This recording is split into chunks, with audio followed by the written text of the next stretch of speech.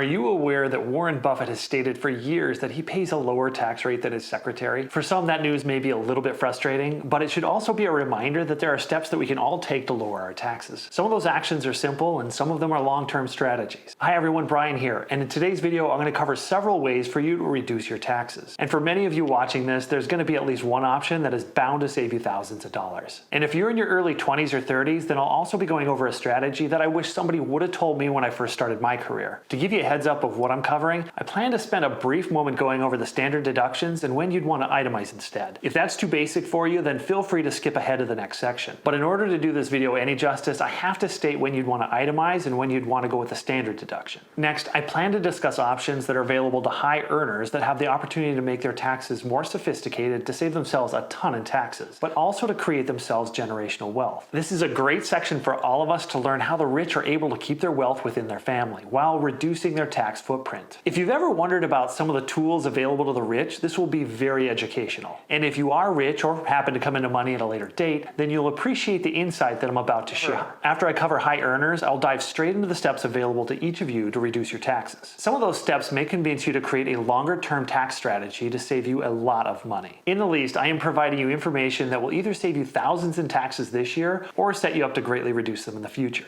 And for those of you lucky enough to still be in your 20s, then there's $1 million tax opportunity that you'll want to take note of. So let's get started.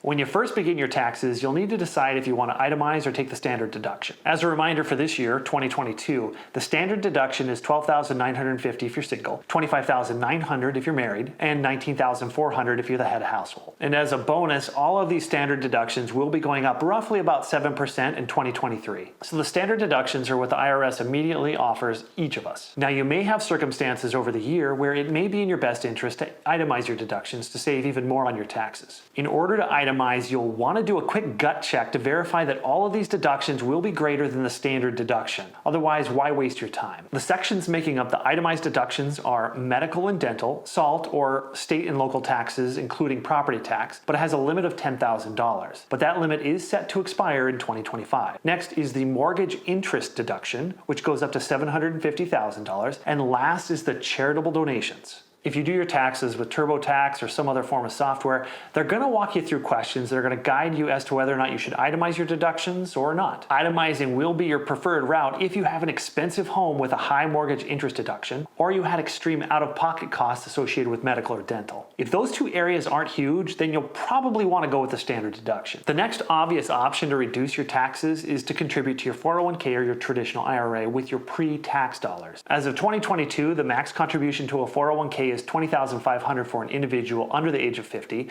and it's up to $27,000 for those that are 50 and older. It should be obvious how great a 401k is when you have an employer that matches your contributions, effectively giving you a boost to your retirement. I won't call it free money because it is part of your benefit package for working with that employer. And if you're looking for some pointers in managing your 401k, I cover some of the obvious mistakes that are costing many of you thousands of dollars in this video right here. Basically, your 401k reduces your adjusted gross income so that less of your annual income is taxed. However, your 401k is taxed when you take your distributions, which is probably going to be a heck of a lot lower than your regular income.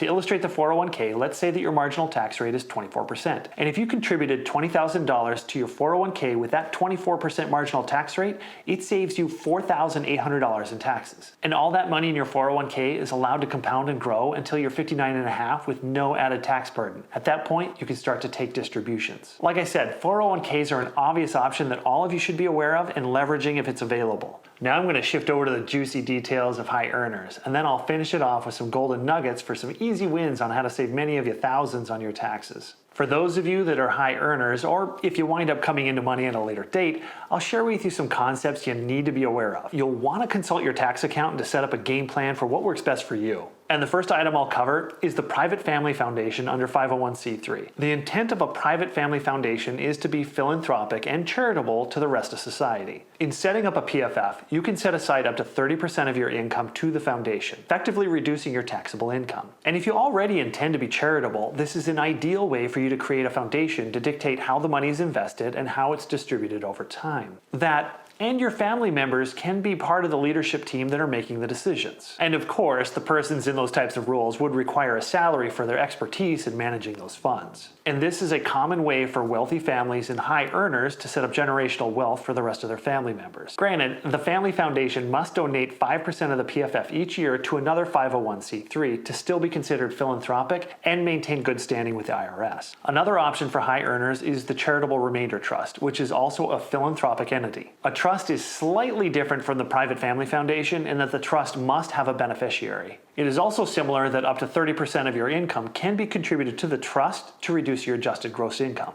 A unique aspect about the Charitable Remainder Trust is that it can be set up to pay a person back 8 to 9% of the total fund each year as an annuity. Everything that's left over when you pass away is then given on to charity. These are just a couple of examples of tools available to high earners and the extreme wealthy to help them reduce their taxes, pass along generational wealth, and be philanthropic. Many of you have probably wondered how the rich can dodge so much in taxes, and it's due to having options like the PFF and the CRT. Before I get to the next section, if you like my content, please help the YouTube algorithm by liking the video and consider subscribing.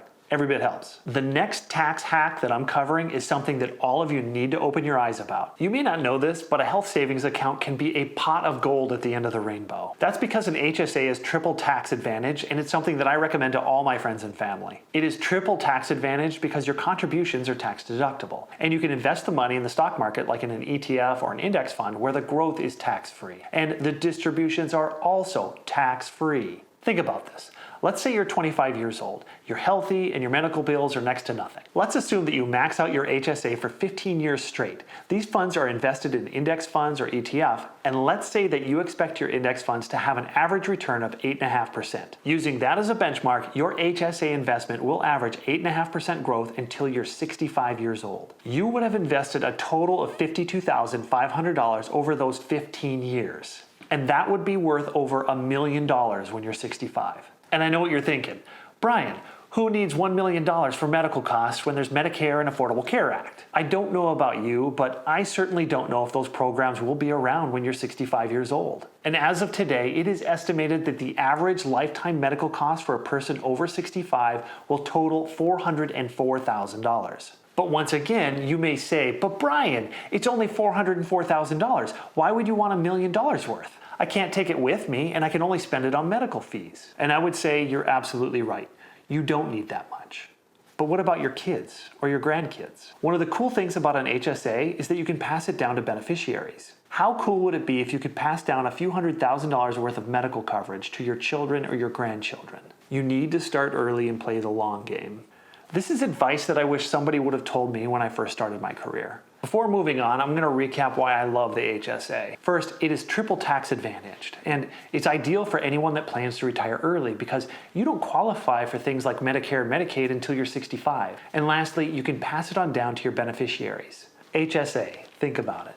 Look, the next area I'm going to cover isn't for everyone, but it's important that you understand your options. Many of you often hear how real estate investing has tremendous upside. Well, that is especially true when it comes to taxes. By owning real estate as a rental property, you have the opportunity to leverage the depreciation of the asset to the point where you may not pay any taxes on the income that you generate from the rental property. Depreciation spans across 27.5 years, but a good tax accountant may be able to give you additional guidance on how to accelerate your depreciation. And the greater your yearly depreciation value, the larger your loss is on the investment. At least it's a loss in the eyes of the tax code. Let's run through an example where you have a rental property that brings in $12,000 a year, but the depreciation on the rental property is $20,000. Because it is a net loss, you do not pay any taxes on that income. In fact, these passive income losses that exceed the income can be rolled forward to the next tax year. However, there is an option to save you even more money on your property. If you can earn the title and status of being a real estate professional under the rules of the IRS, then any losses on the property, such as depreciation, that exceeds the income from the property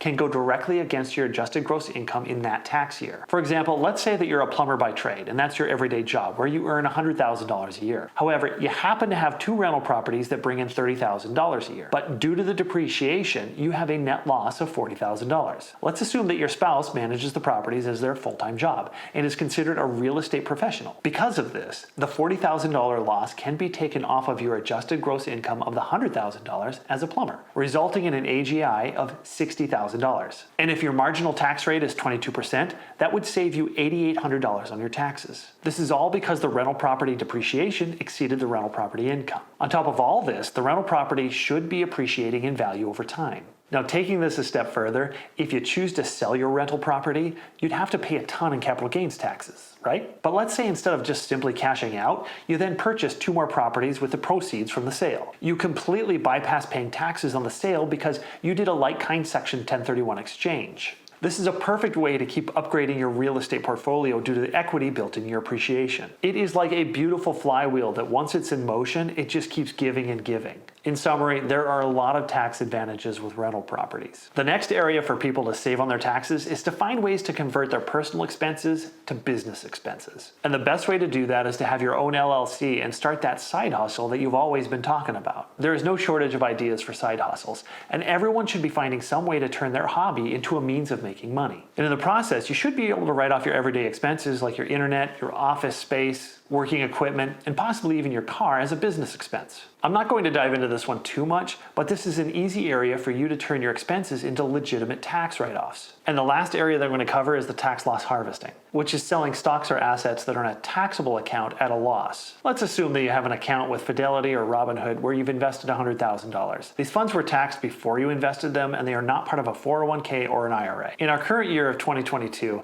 the market has taken a massive dive where most of us have lost around 20 to 30% of our investments. The problem is those losses are only on paper. They aren't realized until you physically sell the security. Let's say that your initial investment of $100,000 dropped down to $75,000 and you sell all that stock at a loss of $25,000. That loss directly counts against your taxes and adjusted gross income for this year. So if you're at a marginal tax rate of 24%, then the loss on your sold stock will save you $6,000 in taxes. Now there is a very important detail that you need to be aware of. The IRS doesn't want people to sell stock at a loss just to save money on their taxes. So they came up with this law of a wash sale rule, which states that you are not allowed to trade stock 30 days before or after the time that you sell a particular stock at a loss and count it on your taxes. Let's say that you sell $75,000 worth of Apple stock at a loss of $25,000. You can't go out and buy an identical security, Apple stock, until after the 30 days have passed. If you do, the IRS is going to slap you on the wrist and not allow you to take the loss on your taxes. What I do is I sell my stock at a loss and then I buy either an ETF or an index fund so that I recognize that they are in a completely different bucket. Oh, and if you think that you can sell the stock at a loss and then have your spouse buy it the week later,